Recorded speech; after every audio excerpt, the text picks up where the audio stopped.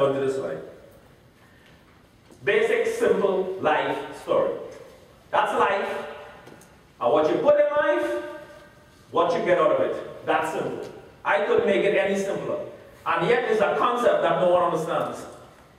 They want, how many people, want, but they don't do? How many of you ever went to the bank? You go to Citibank and you say, I want to make a withdrawal. And the bank look at you and where's your account? Well, what do you mean account? I don't have an account here. You mean you didn't make a deposit? No, but I would like to make a withdrawal. How is that going to work for you? Hello? Could you walk to any strange bank that you don't do business and they say, I want to make a withdrawal, and you never put money in the bank? They're not going to give it to you. And that's how some people live. So you got to put in order to make some withdrawals from it, right? Yes? Yes. You don't go to the soil and say, soil, give me some an orange tree. Soil say, well, where the hell was the seed you planted? And the soil will look at you and nature will look at you like you're stupid. I'm sorry, but where's the seed?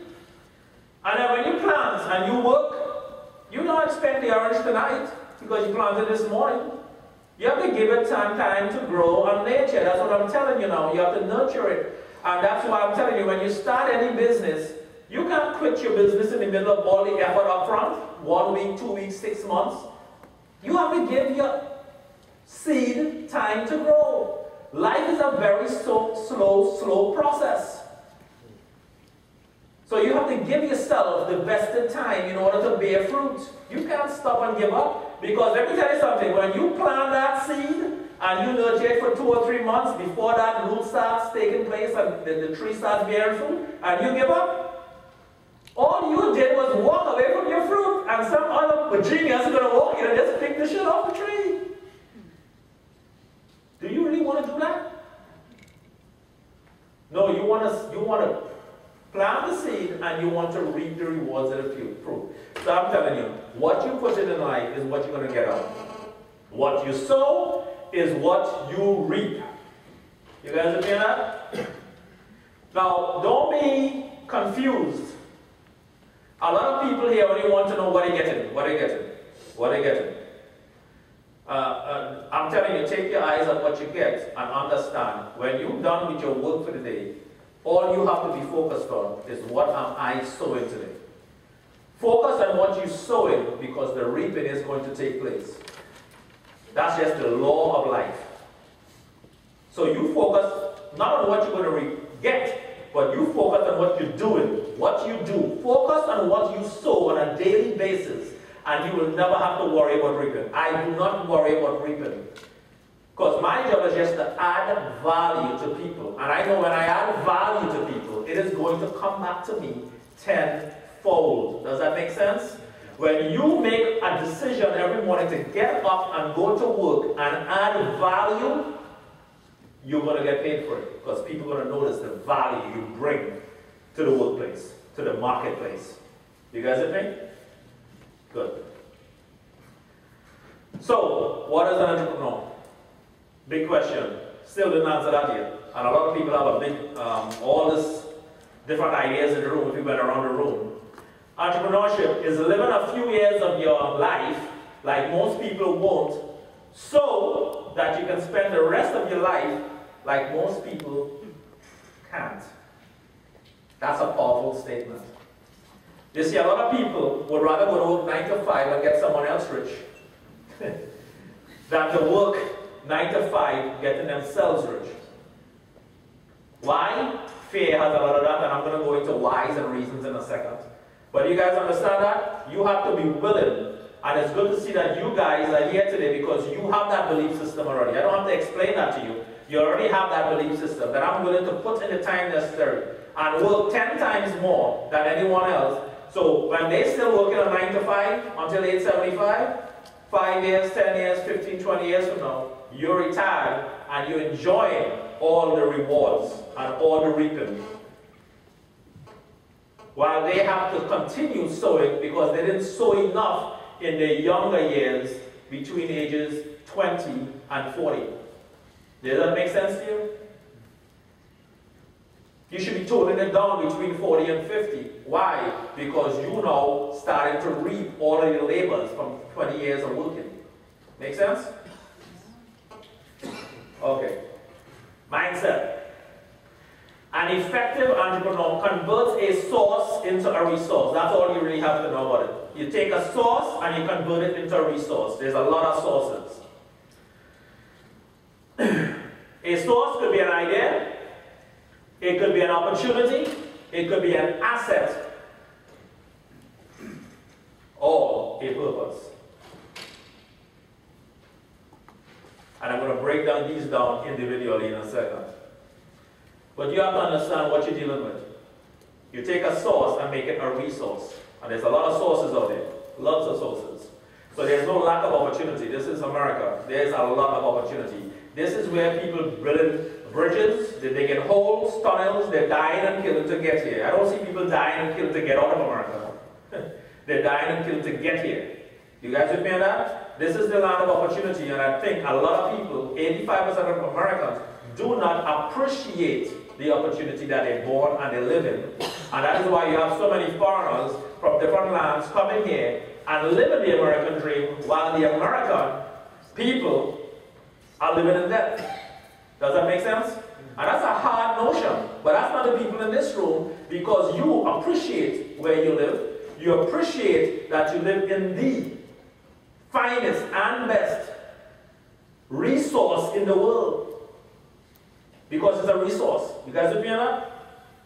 Okay. Do you have a source? Most people don't have a source because they don't understand that they need a source. That's why they sit over and wait for something to happen to them. Do you have a source? So if you don't have a source, I'm going to help you have a source today. Does that make sense to you? Okay, good. That's what you need help with. A source could be an idea, right? So any ideas you have could be a source. Now you may not even understand how to use your idea, but if we brainstorm, network, that is why, as smart as we are, none of us in this room is as smart as all of us in this room. Me included, Sabrina included, Josh included. Does that make sense? We all have individual ideas, but if we combine every idea in this room and we start networking, how much more ideas do we have to work with? And if I took Josh's idea, and Josh wasn't really sure how to use it, but because of my knowledge and experience, I can put it into play, and if it makes Josh money, and you guys with me on that now? The problem is, everybody have an idea and they want to keep the idea. And you broke with your idea, you probably died with your idea. Idea didn't do shit for you. You leave your idea in a will, and then everybody get rich. That's what happened to the guy with the dragon tattoo. Everybody read that book? The guy with the dragon tattoo? He was a reporter. Lived for years, struggling. People wanted to kill him because of this stuff and the controversy he wrote. He wrote all of these books. He died. Wife found the books, published the books. Millionaire. Dragon Tattoo, 1, 2, 3 books. Great books. Fantastic movies. You guys with me on that? Died with an idea. I feel sorry for the guy. He has gold in his hand. Great movies.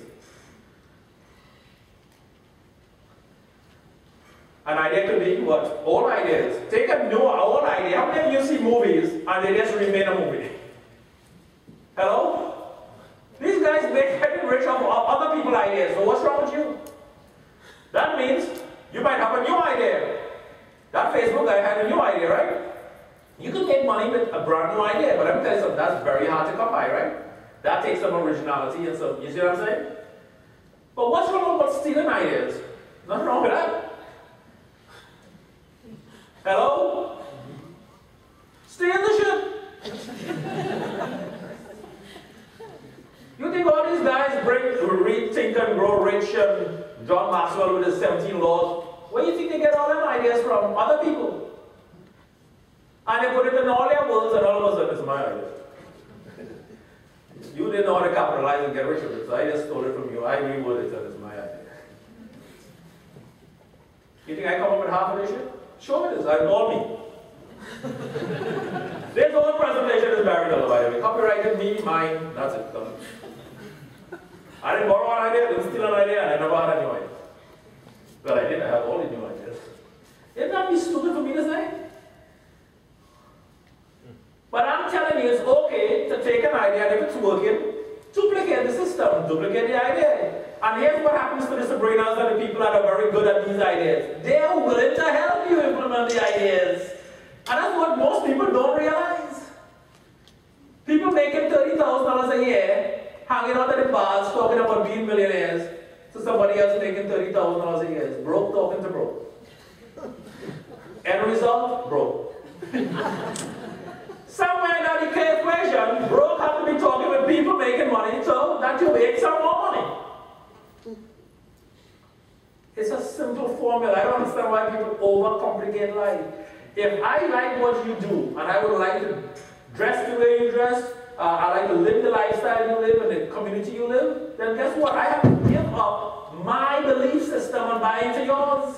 Show me, put my ego aside and show me, please, Mr. Jones, how it is you do what you do. Are you willing to teach me? Become a student of what industry you would like to become a part of. Does that make sense to you? Okay. So that's ideas.